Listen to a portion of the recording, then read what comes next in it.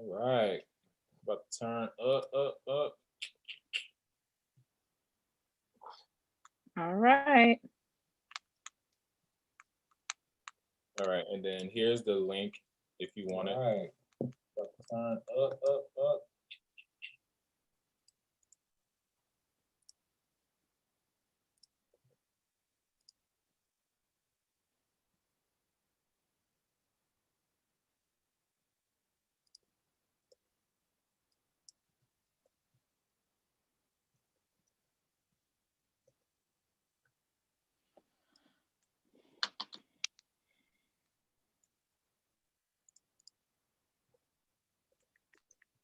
And it's Faith Hudson, correct?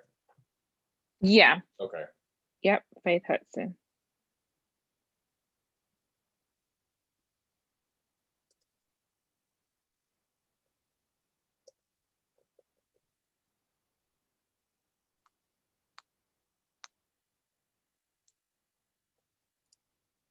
All right. Let's do it.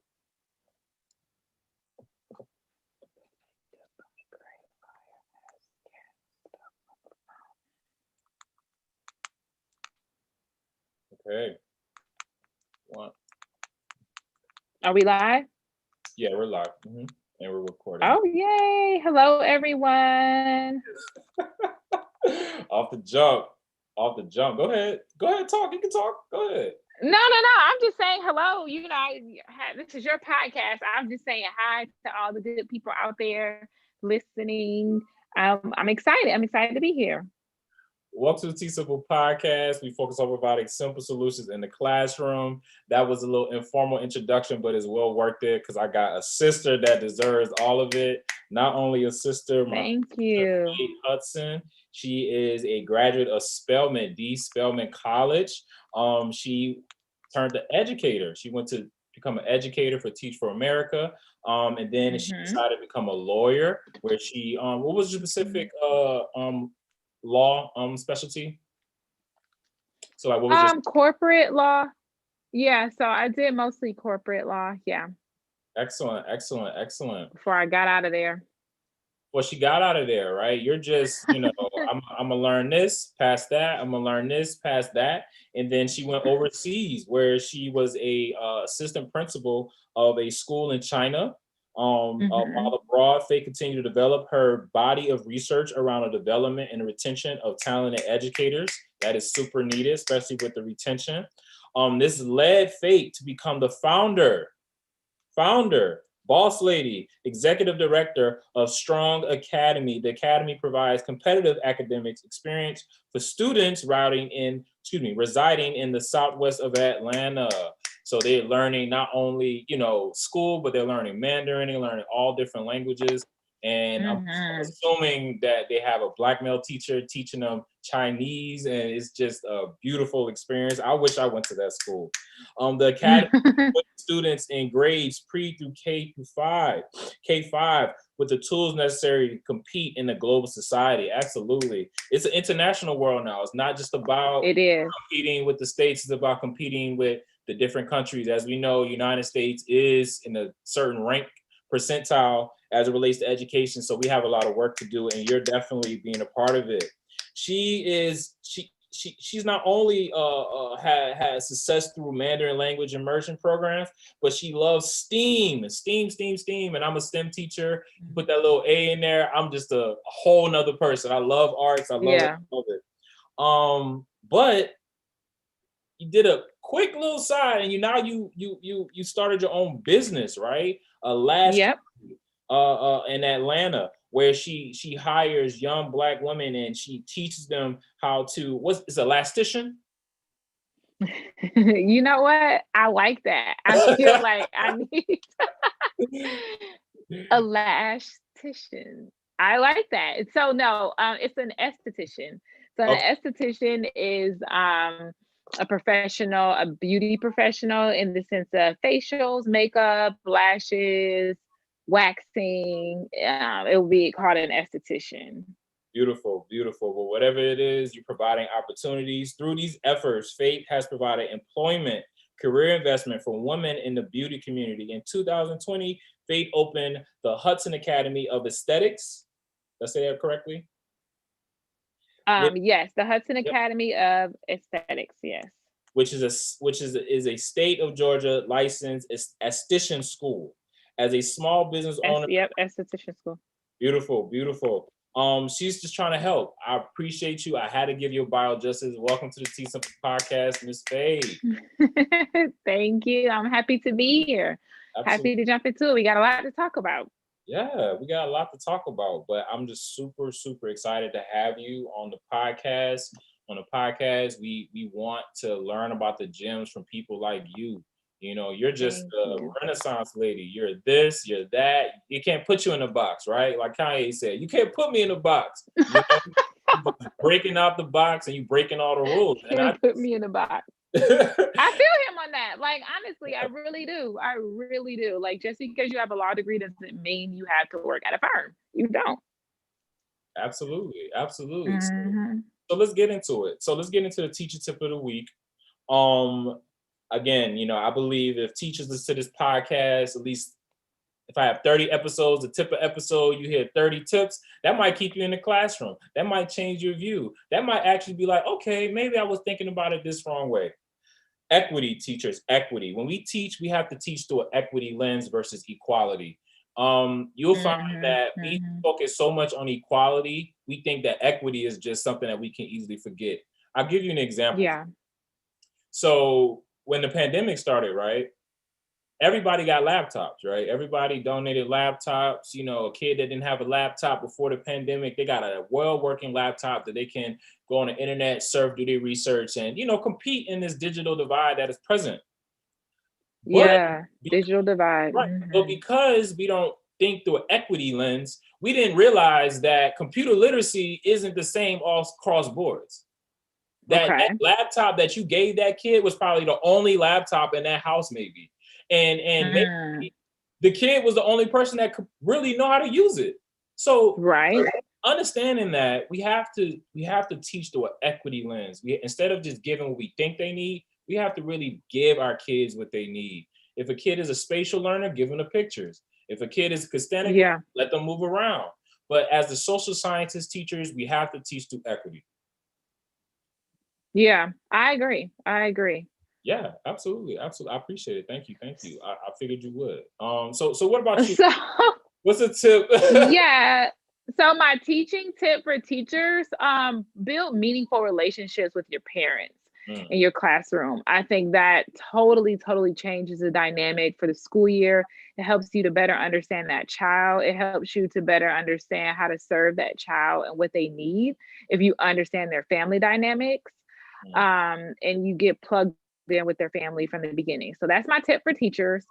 And then is that my only question, or was it a two-part? Go ahead. If it's a two-part, add it. Yeah, and then, you know, the topic of equity in the classroom, it's so subjective, but I think that it's definitely needed, right? And I think as a teacher, my teaching tip kind of goes hand in hand with that. Like, when you understand the kid's background and you understand what's going on at home, then that starts to come into play with some of the equity that you are implementing in your classroom as it relates to your lessons, your small group instruction, you know, all of that, your behavior, you know, system, all of that, when you understand what's going on. And I mean, like, really know these parents. Like, I'm texting you, I'm taking a picture of Sade's test, and I'm sending it to you in game. Like, hello, she missed 8 questions out of 10. What happened? Mom, what are we doing? I'm not even going to grade this. Let's come back tomorrow. You know, like, let the parents know. These are things that I've done in real life. Let's come back tomorrow. Let's hit it again. Like, especially parents that I know have like at home domestic things going on. Hey, do you want Johnny to be on the bus today or no? Because I know, you know, this whole thing with he was supposed to pick Johnny up, and Johnny doesn't need to feel all that, right? So if I can be the person to create some consistency in his home process going home. You know how much it impacts the kid when they sit there and they wait and they wait and they wait. You know what I mean? Yes. If I can avoid that damage that happens, they watch every other kid get picked up and they're waiting and they're waiting. There's just all this confusion. And they got to come to the front office. I would rather get ahead of that and have him in the classroom with me. You know what, Johnny, you're going to be here for like 30 minutes and I needed you to help me prep this and that for tomorrow. Now, he doesn't know there was this whole debacle going on with his parents that are going through a divorce, which impacts his emotional state. So that's my tip. Get plugged in with what's going on at home with these kids. Hey, Hudson, she's a teacher first, now entrepreneur. I love that. Oh my gosh. Yes. Keep it coming, sis. Keep it coming. So where are you from? Where are you from? And how did you get to Atlanta, the Black Mecca, the chocolate Mecca? Yeah, Wakanda. Atlanta. Ohio. I'm from Ohio, Shaker Heights, Ohio.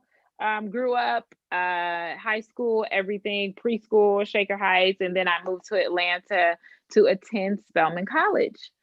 So that's and I've been here ever since. Law school, as an attorney, as a business owner. So Atlanta really is home. You know, like Ohio is my roots. You know, my family's there, but like Atlanta, I became an adult here. You know, so yeah, Atlanta definitely has my heart for sure. Describe that first feeling you felt when you got off that plane or got off that bus or got out that car and you just saw, you know, Atlanta, Georgia, and that humidity hit you. You know what I'm saying? I know it was hot, and you saw all these people that were just beautiful looking, and they had this twang that was probably similar to Detroit, Ohio, but it was something a little bit different. Describe that feeling. Yeah, I mean, it was just kind of like moving to a faster paced city, you know, like coming from Shaker Heights, it's a small suburb, Ohio, Midwest, a little slower, you know, and coming down here and being a part of the Spelman community, I would say is what really kind of impacted me because I saw all these powerful Black women, all these powerful Black men, professors, you know, Dr. Tatum, and just all these powerful Black leaders. When I was a student at Spelman, I developed a relationship with Mayor Franklin. And she's a powerful woman and, you know, just her legacy in the city of Atlanta.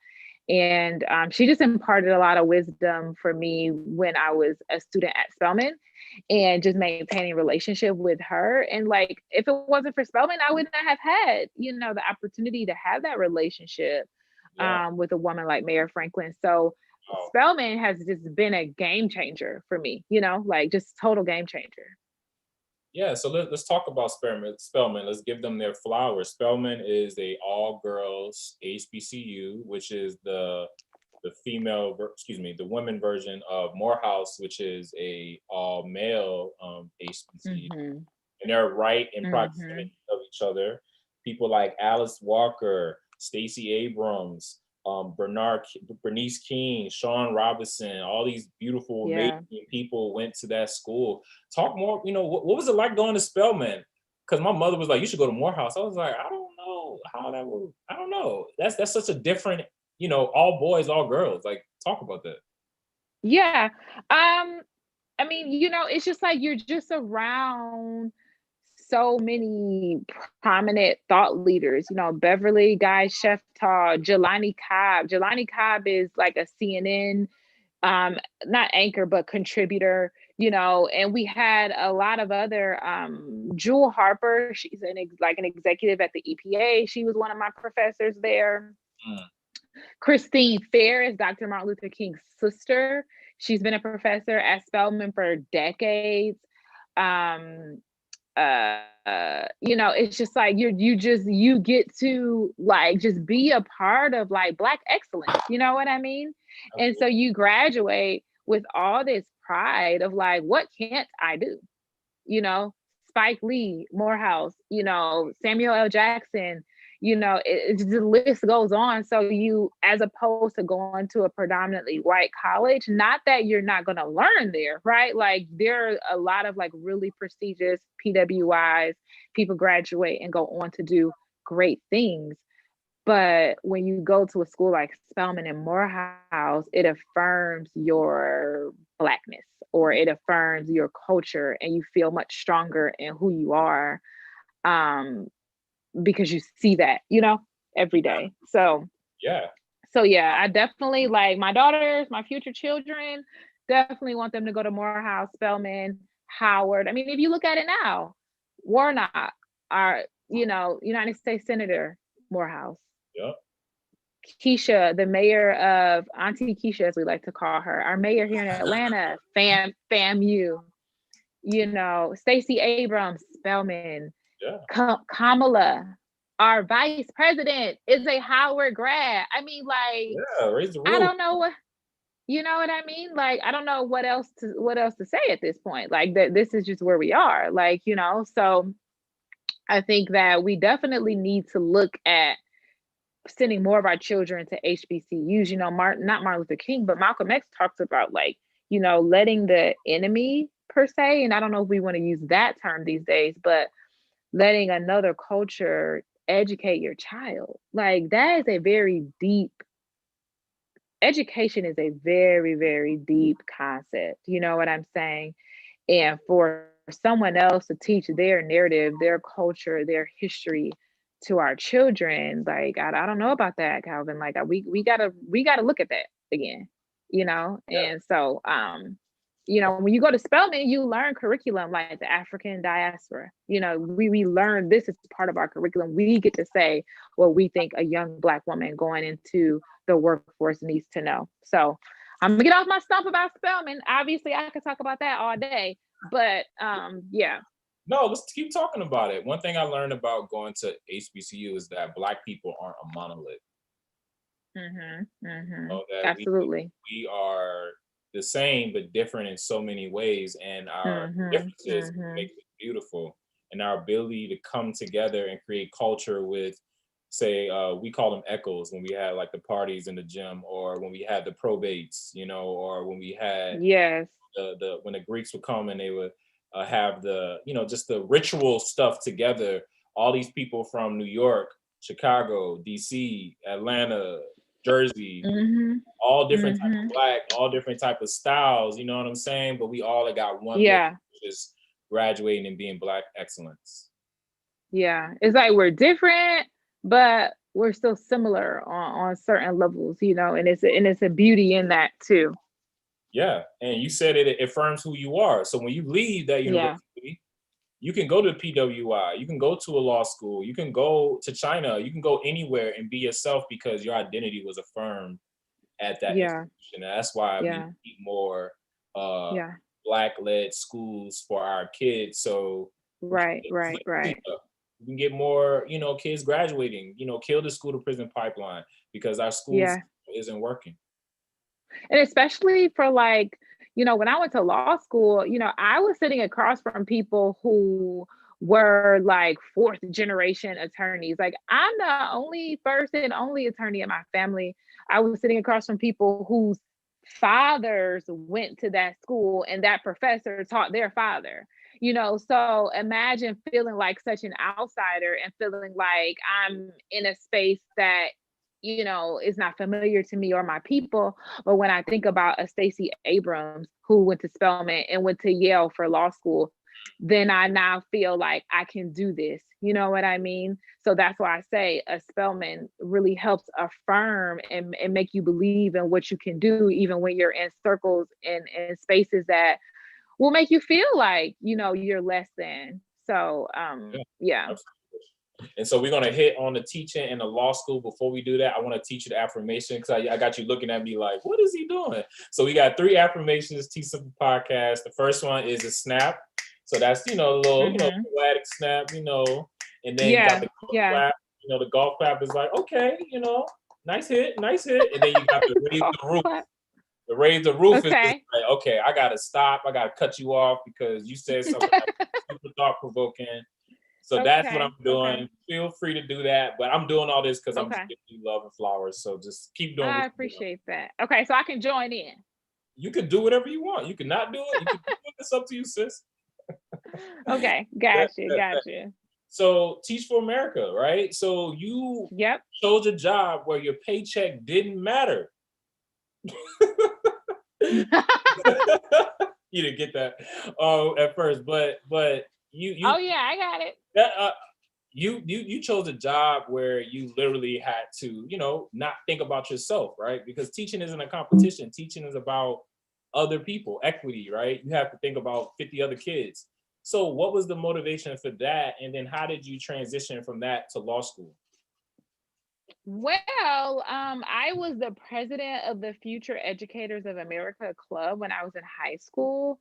Now, now I will say that I was a part of the club like every year, but then by the time I became a senior, like nobody else wanted to be president, and they were like, "You should do it," and that's how I became president. So I would like, like, I'm not even gonna make y'all believe that like it was some big competitive race. Oh my goodness. But I had such a blast that year. Like it was just fun, like if I can remember, we had like a conference, and my teacher, he was just a lot of fun. I remember he was like an older Black man. He was gay, and I needed that too. Like, you need to learn to work with other communities. Going back to this concept of like, all Black people are not the same. Like, I learned sensitivity to other communities in high school, like, and working with that professor. I mean, that teacher. So, yes, I was the president of that. I gotta cut you off. What is his name? I want you to give him a shout out. What's his name? I cannot remember. I would have to ask my mom. I know. I'm so sorry. I can't remember, but he was just so much fun. Like he was just, and that just goes back to this concept of like teachers make all the difference. And he empowered me too. He was like, "Yeah, you want to do that? Well, we should do that. Or you want to do this on that Friday? You want to lead the club in this way? You want to do that?" He just really, really, it was just a lot of fun. So, so I did that, and so the question was like, how did I get into teaching, right?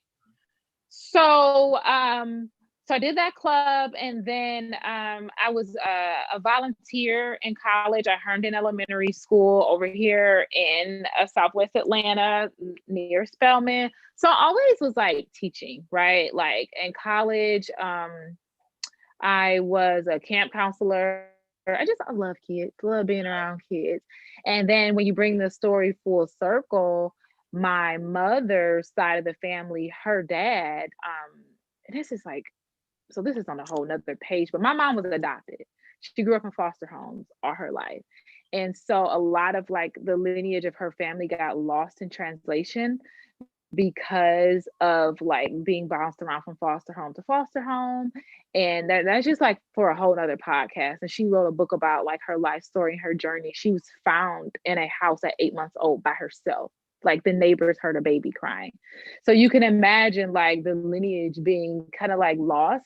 And so bring it full circle, I found out as an adult that like my mom's dad, his side of the family, they were all educators. They were all teachers. So you never know why you're kind of like gravitating towards something, and it's just like in your blood, right? So that's kind of like the story of like why I'm in education, why I am an educator. And so that's how I got into that. And then so going to Teach for America was just like, it made sense. Yeah. At that point, and then it was only a 2-year commitment. So I knew it wouldn't derail me from law school for too long, but I knew I was going to have a blast. Like I knew that like I love those kids in Southwest Atlanta. I worked with them for 4 years as a student at Spelman. And so it was just a natural choice, honestly. Wow. And I'm assuming that with just your history with kids and your family lineage, Teach for America probably was just like, okay, you're pretty good at teaching. Just go in the classroom. Like it was just like, clockwork for you. Do your thing. Yeah. Yeah, because I think like a lot of people apply for Teach for America because they know it's a prestigious program and this and that. But I had the resume, like I was the president of the Educators Club in high school. I did all this stuff at schools in Spelman. So it was genuine for me, and I think that they, as a program, they look for that and they probably appreciated it. Boss lady. So law school was already in your head even when you was in Yeah. teacher. So why? And talk about like your first year maybe in law school. You passed the LSAT. That's dope, you know. Yeah. Yeah. Oh my goodness. I studied for the LSAT for a year. Like, so as soon as I started teaching, I started studying for the LSAT because it's like a 2-year kind of like cycle, like if you want to stop teaching at the end of those 2 years and go straight into law school, you got to do that whole first year of like taking the test, applications, then you get in, you know what I mean? So you're studying that whole first year for the LSAT. You take the LSAT in the spring, you apply to schools, then you get in the fall, something like that. So by the time you're in your second year of teaching, now you're getting into school, this and that, and it all starting to kind of roll. Right. So And yeah, I was teaching full time, studying for the LSAT, getting up at 6 a.m., study for the LSAT, or no, maybe I was getting up earlier than that because when I was teaching, I had to be at the school at maybe like 7:30 or 8. It was crazy. It was crazy. So like, yeah, if you're a teacher and you want to go to law school, forget your weekends. You got to study all weekend. You got to study when you get home from work, like, because the LSAT it's no joke. Right. And then you passed it. And so now what law firm are you working at? Why is this the specific law firm? What type of law are you doing? Are you enjoying it? Are you just like really trying to get the experience? So after the LSAT, I went to law school, and then in law school, I had a couple of different internships. And so that's when I kind of figured out like what type of law I like or don't like. And I kind of figured out I didn't want to practice law at all, to be honest. And so, I went on. So, I went on and after practicing law, I realized like I don't want to be in a law firm. It's not a very warm place for people of color, and especially not for women of color. The memory that sticks out in my head the most is when I was working for a firm that was representing the company that was suing Martin Luther King's family and children. And so, of course, when it comes time to depose this family and Martin Luther King's son, of course, you bring in the Black attorneys, right? Not a lot of us there, obviously. And then we have to be the ones. So being in that deposition and watching this other Black attorney, because I'm a lower level associate. So watching a Black partner just tear down Martin Luther King's son, and it was just kind of like, yeah, no, this is not what I want to be a part of. Like, this is not, I don't like it here. Like, I don't like it here. And so at that point, I was like, yeah, let's look at going overseas. Let's look at getting back into education, because at that point, I was like, I got to do what I love. And what I love is to make a difference. Like, I need to go back to that. So then that's when I picked up and I moved to China and I took that job. Wow. Yeah, absolutely. Got to call the audible, you got to call that audible.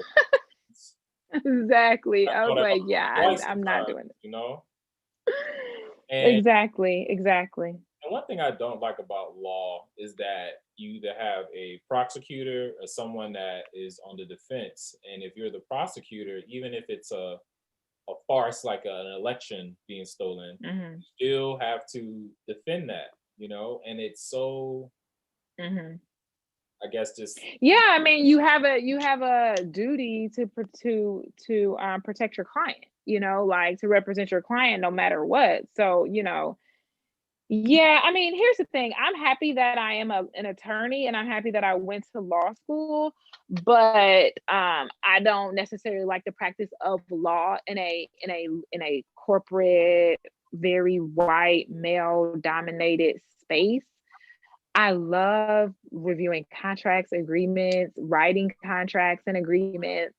I love the law, and it's really aided in my journey as a business owner, because I always go into every deal, every employer-employee relationship with the legal lens. Like, how does this go left?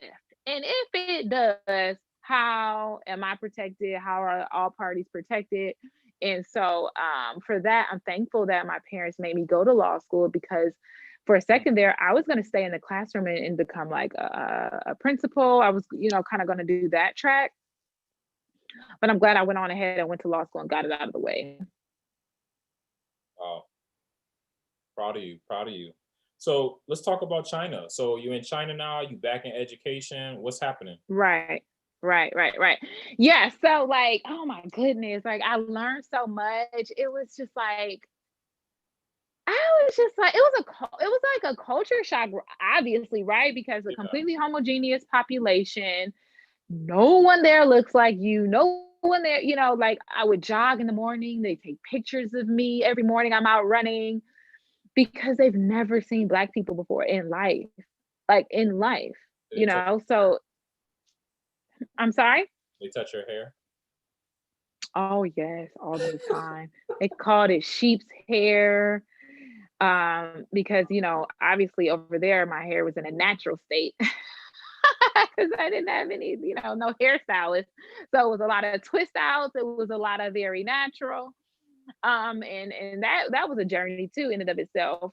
But you know, everything happens for a reason. So I was very thankful for that natural hair journey too. Like Beautiful. in understanding like why did I hate my hair? Like it just was like so many, you know, like who told me that I needed to not wear my real hair? Like it was just a lot of like how did we get here? You know, like and then coming home and like loving my natural hair. Like, hello, there's nothing wrong with the Black woman's hair. This is off subject, but I had a white woman tell me once, you know, you guys, we may have the hair, but you are sure have the skin. As if to say that was a compliment, right? Yeah, this is what I was at a wine tasting out here in like Smyrna, and a white woman said that to me. And it just goes to show like we've been made to feel like our hair is not good. And that's a whole nother conversation, right? So I'm living overseas and I'm being forced to deal with my real hair because there's no one here to like straighten it and make it European. And so that was a journey that I'm so happy I was somewhat forced into. But so yeah, teaching, being an assistant principal over there, really was a principal, okay. But that's again a whole nother story for another day. Learning Eastern pedagogy and best practices. Have you ever seen a class of first grade students walk themselves? And I believe I have it on video, right? So in Chinese culture, teachers don't walk students from classroom to classroom. Students walk themselves. You know, like in our society and Western in America, we walk students to the gym, right? The teacher says line up and we walk you to the gym. Well, over there, the designated appointed 5-year-old who's in charge of all the other 5-year-olds, he walks he walks them to their next destination, and he'll make them go back if they're talking, and he'll walk the line and say be quiet before I make you go back, and they listen to him. So these are like cultural differences that are just crazy to me, to see that like, oh, so kids can behave and they can walk and they don't have to be under our thumb, you know, at all, you know, at all times. And the Chinese, they're very much so like ethnic. They're kind of like Black people in a way, in the way they raise children. I thought was so interesting because, you know, in the Black community, you know, spankings, things like that are like, you know, Cultural sometimes. yeah, right, exactly. And the same there, you know, like it was nothing to see a teacher, you know, gather you for you know, just you know, and I was just shocked, like, really? Wow, like, is this really happening? You know, so yeah, that was great. The students, you know, I had never seen people stand up when they're called on every time, except for when I was in law school. That was the standard. When you're in law school and the professor calls on you, you have to stand up. You're not sitting down talking. That's not, you know, how that goes. I never saw that. And then when I moved to China, that was the norm. So if I called on you, Amy, and you're 5 years old, you stand up to give your answer every time. So it's just this like reverence for school, for your teacher, and this level of respect that I came to enjoy it. So you work for the Department of Education and Civil Rights, and now you have this experience in China. So you have this Western experience and this Eastern experience. What do you learn about education as a whole? I would say, kind of going back to the same point about like the reverence and respect for like an education as a noun, I guess, like this thing, and just how it's treated over here versus how it's treated over there. Education for them is their ticket out. Like, so the school that I work for, their parents own businesses in the US, and they did business in the US. So for them, they wanted their kids to go to this multilingual school so that their kids can go to the United States and run businesses for them. Right. So education is their ticket out. So it is serious. It's not a game. It's not a game. So I would say that was something that was a big difference for me. And working for the Office of Civil Rights, it was a lot of like civil rights complaints as it relates to special needs children, whether IEPs are being implemented correctly, the SST process. And when I was a teacher, I was a special education teacher. So coming into the Office for Civil Rights, I kind of had a leg up a little bit because I knew all that lingo because I was a sped teacher, so I knew if an IEP was not being implemented correctly.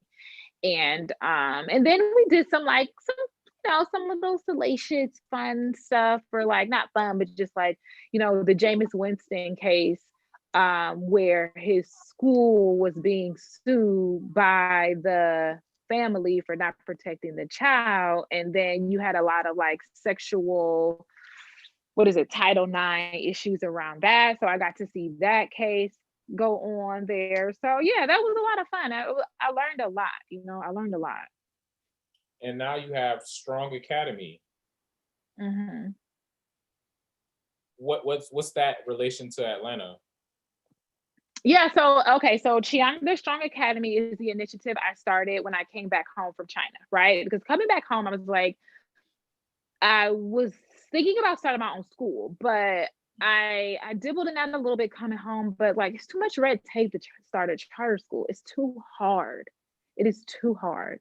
You have to petition, all these monies, all this red tape. It's too much. And then you can't be creative behind what you want to do for kids. So that's when I said, like, I just want to have my own business, educational services business. So I came home, I started Strong with $140. I bought some bandit signs. I put them in the ground, like me, myself, with my own phone number on it. And like, I was answering like, and of course I had like a small community of families that had just been following me over the years that were like, can you come and meet my baby at the library? I'm like, y'all know I'm a lawyer now. I can't be like tutoring, it doesn't work like that anymore. Yeah. But there was a need. There was still a need. So that's why I started that business and started off as a summer camp. And it grew into, the summer camp went so well the first year because we're teaching Black and brown children Mandarin Chinese. Yeah. We're teaching them STEM and STEAM.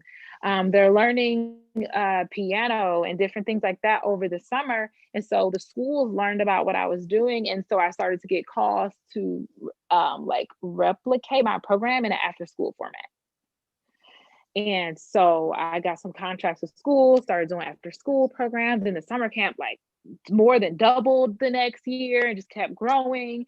And good times, man. I love the kids. I love the community, Southwest Atlanta. Seeing Black and brown children in a full-blown Mandarin Chinese language immersion class where they're only allowed to use Mandarin, right? Because you got to think, year over year, my kids are getting better. They're getting stronger. They're not just saying ni hao, right? Like they're holding conversations. And so to cultivate that for kids who cannot afford to go to Woodward or Westminster, their parents can't afford these private schools, but they deserve this experience. Right. And so being able to provide that, and I had native speakers, so native Chinese, but then I also had a Black man who was fluent in Mandarin. I had a Black woman. So that blew my kids' mind because it's like, wow, you look like me and you speak Chinese.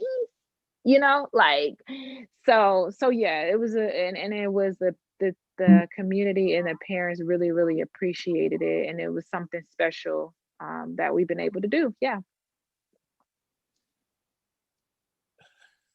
Man, do you rest? Like, do you have time to like chill and like, you're just, I got this problem to fix this. I got $140. I'm gonna start a school. I'm gonna go overseas. I'm gonna learn Chinese. Like,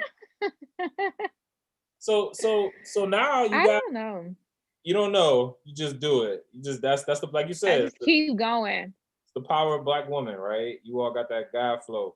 So now you're entrepreneur, not in the sense of starting a school, but now you have this lash business. So what is this lash business that I'm assuming this is probably your baby. I feel like this is the one that you wanted to do since you were like a youngin', but now you're like, okay, now I saved the world over here. Now let me go to, Buckhead and start, a lash.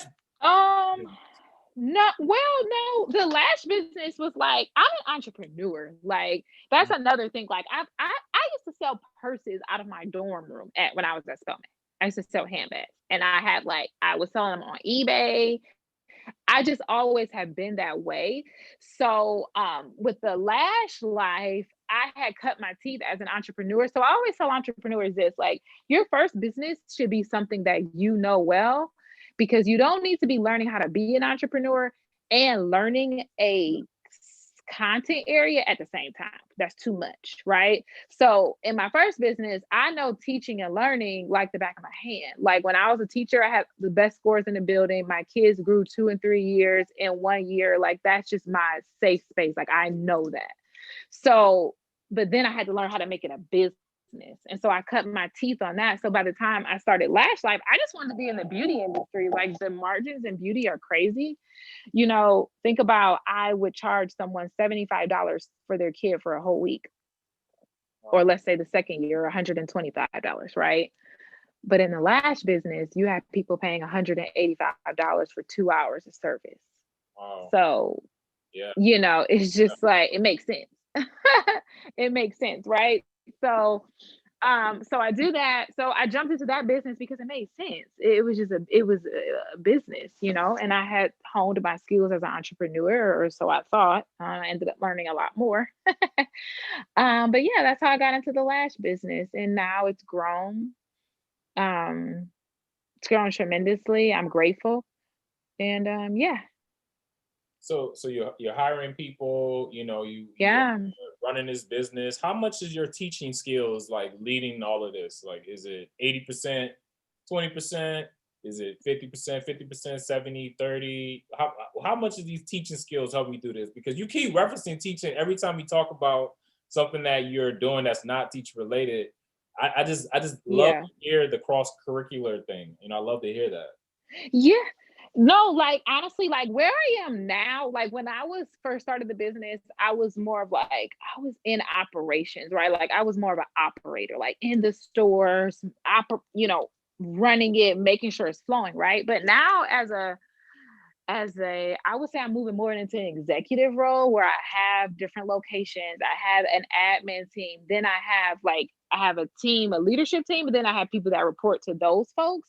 And so now, as an executive, my teaching skills are coming more into play because I have to teach people the model, and then so that they can execute, right? I can't do it myself. I have to teach you how to do it. So here I am teaching again, right? So everything that I learned as a teacher is now coming back full circle. So if you want to be a business owner as a teacher, you definitely are building a skill set without a doubt, right? Because you're still teaching people. Yeah. And I know it's like clockwork for you when you're like, oh, I got to teach all this. Oh, this is going to be easy. And then you just do it. And they're like, you're so amazing. You're like, I've been doing this since I was, back in, when you were doing camp and stuff. Teaching and learning. Yeah, teaching and learning. Listen, CFUs, I'm doing check for understanding all the time. Okay, great. If I told you what this, I wish I could give people exit tickets, honestly, like, just to make, Like, just to make sure we're all on the same accord, I need to give y'all a quick little quiz. I would like to do that because I know that works, and I might like I do this fun thing with my staff. I'll send them a video and I'll say, by the end of your shift today, I need you to respond to me in a video and answer these questions. And I'll train people that way. It's a good way for me to, see if people are doing what they need to be doing, if they're actually, because if you send a person an email and say, read this and make sure you implement. It's not, chances of them reading, it's not going to be real small. Right. But if I send you the email and then I send you a video of me, hey guys, so today, for our Allure volume set, we're going to use 15, 16, 17, CC, D, curl, this, that, da, da, da. So what I want you to do is respond to me in video and tell me da, da, da. Now.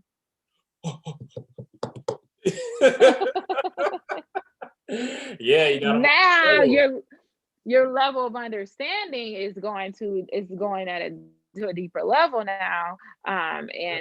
So yeah. I got my sister Faith Hudson, educator turned entrepreneur. She's an edupreneur. Faith, what is road to 31? I love these quotables you have. You like you said a lash esthetician, an edupreneur. I'm trying to before I get this last question, how you feeling? How you feeling? Your questions good? You good? You having fun? Yes. I'm having a blast. I do have more meetings and everything, but yep, this is my last question. Okay. Good deal. I have Yeah, go ahead. Yep. No, you go ahead. Okay, cool. So what's the road to 31? Yeah, so the Road to 31 is the book that I'm writing. And it's about my 31 power principles to generating $1 million in revenue. And it is it's a story of my journey in a sense of just nuggets along the way of for instance, when I decided to get into the lash business and I saw a location that I really, really wanted. There was another lash bar, 8-minute walk, maybe. And but I knew this was the right location for me based on all the other places we have seen, the research that I did, and I went on ahead and took it, right? Fast forward 2 years later, that person's lash bar is now closed, right? That's first of all. And not that I'm celebrating that at all. Yeah. But it's what if I had decided not to do my thing because they were there, right? That's number one. And then number two, this woman now comes to ask me for a job. So it's just and I just tell that story to say do your research. And if you are a spiritual person, pray about it and move forward with what it is that that you need to be doing, right? Because what if I had took that as a sign, I shouldn't do it. And, you just got to kind of operate with blinders on. And so the 31 power principles are really it's really more of an ethos book of what it takes to generate $1 million in revenue. You know what I mean? It's not a consulting guide of a business model, but it's kind of principles and ethos of what it takes to get there.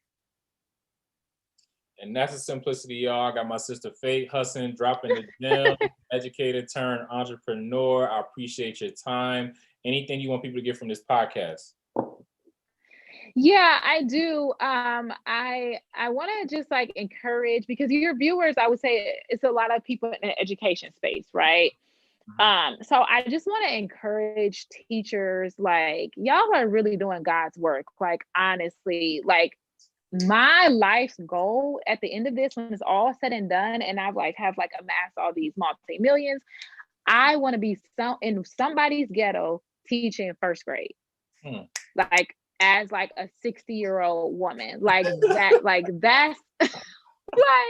yes. With doing all the new dance moves, getting my kids engaged, that is just happiness for me. You know what I mean?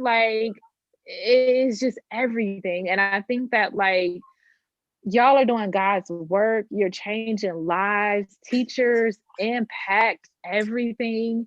I would say to also find financial freedom in teaching so that you don't have to not teach, so that you can live the life you want. If that means learning how to invest in the stock market, like these long-term option contracts, leaps where you can make, 4x your money. Because I feel like a lot of times great teachers leave because the money isn't there, right? But you love to do it. Like, I love teaching, but it's just like the way the system is set up, they just don't want to pay us fairly, right? But it's like, if you can get your income met in other means and stay in teaching, and I mean, stay in teaching, like not become a principal, I mean, like stay in the classroom, right? Because that's where we need good teachers. I hate when great teachers become principals.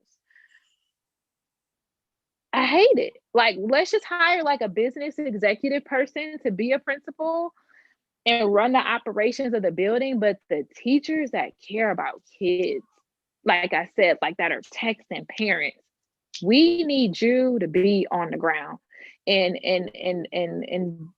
find other things, real estate, the stock market, do your own summer camp, like you can do $50K a month, $50,000 a month in a summer camp. I've done it. You can create your own summer camp, and then you go back to teaching and you're there because you love to do it. You don't even need the money. You know what I mean? So that would be my word for teachers. And that's simplicity, y'all. Faith Hudson coming in with the gems. I appreciate you so much. I called you a sister because I felt like we just had the same mindset, and you said a lot of stuff that I always say. Thank you so much for all your service and everything, and peace out, y'all. All right. It's been great. Thank you so much. I appreciate the opportunity, Calvin. All right. Take it easy.